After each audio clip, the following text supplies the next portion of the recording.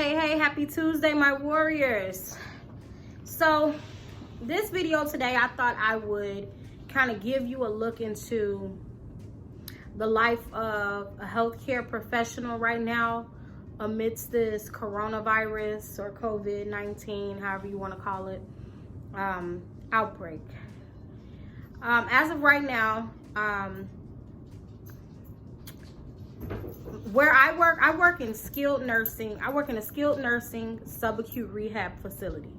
So in my facilities right now, and this is across the board at many of the facilities in Illinois and all of that, what happens is for us, when we go into our facilities, first and foremost, all facilities now are locked. So you have to be buzzed in, or you have to wait for them to open up the glass doors to allow you to come into the facility.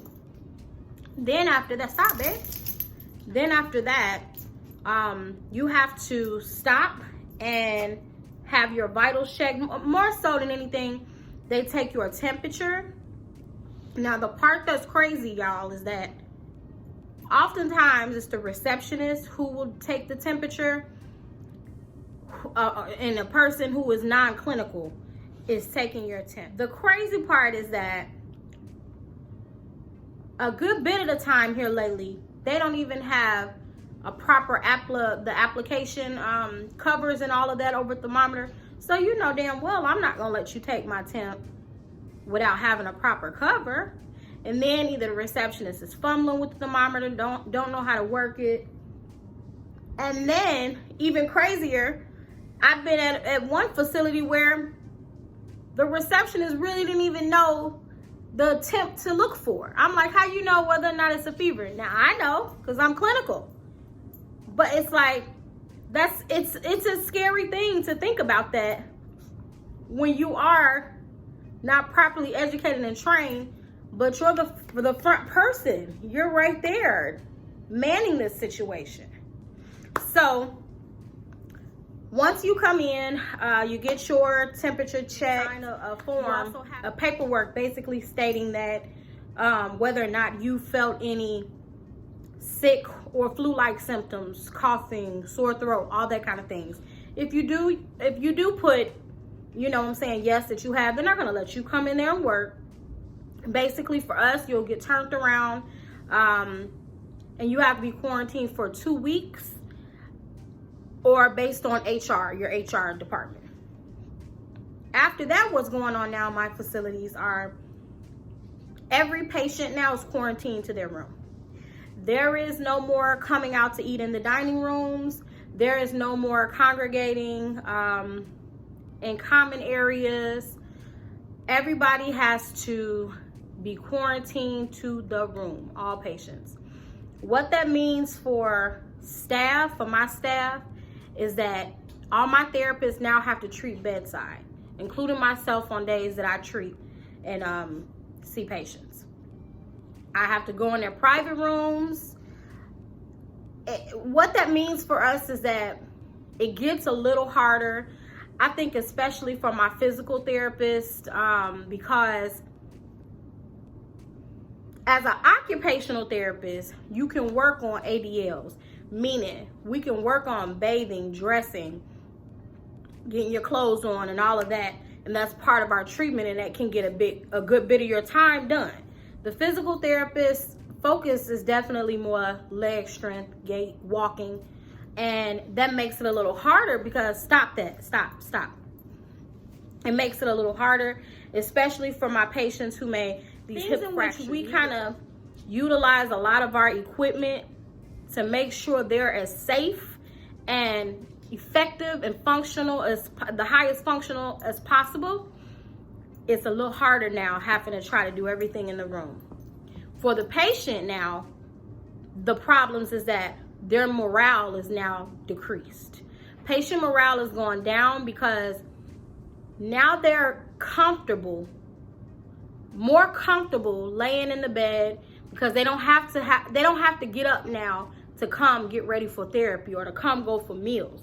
They're laying down now, want to be in their comfortable clothes all day. On top of that now, compounding that, to the fact that some of my patients are now battling depression and really down because our facility is not just locked, like there's no visitors allowed. We cannot have visitors, the family members cannot come in anymore. We can only do phone communication, iPads, FaceTiming, any kind of video app. That's the only way they can communicate with family. The only time a visitor or family member is allowed is if there is an imminent death, or like for the hospice patients, if they're actively dying, then they're allowed to come into the facility. But other than that, nobody is allowed. So we have decreased morale, depression. To me, in my mind, it's scary because with you having more people laying in the bed more often, not actively getting up like they should, now they're being put at a higher risk for skin breakdown, bed sores, different things like that. It's a scary situation. It's a scary situation. So one thing I do is give kudos, and I give big ups to all my healthcare because it is 24/7 for us. 24/7, 365. Healthcare don't stop for nothing. Healthcare don't stop for no holiday. Healthcare don't stop because of Corona. It don't stop. And I just give big kudos to everybody who still has to get up and go into their respective jobs, knowing you may be at a higher risk, not knowing what you could possibly be bringing home to your family. So what I say to all of this is that, not that we should overreact to things. I tend to be more of I can't say I underreact, but I don't get hyped that easily off of things. I'm not a conspiracy. However, I have a lot of friends that are very much so the conspiracy theorist people. They want to discuss and talk about how this happened and who created this. And it's not the time for that. I am more concerned with trying to stay healthy for me and my family, as well as the health of my patients, and making sure that we're doing the best thing that we can across the board to keep this contained as possible. So I urge you guys to just continue doing your proper hand. That is the #1 way to reduce the spread of infection, is proper hand washing, okay? So I urge you to please boost that up anyway. Things that are standard that you should be doing with proper hygiene, just boost it up a little bit. I also urge you to boost your immune system by all means. Continue with your water intake like you should. Get you some vitamin C. Sit down. Black seed oil. I love my black seed oil. I take a teaspoon in the morning and a teaspoon before I go to bed. Do whatever you can to try to just boost that immune system to stay as healthy as possible. I kind of feel for healthcare professionals,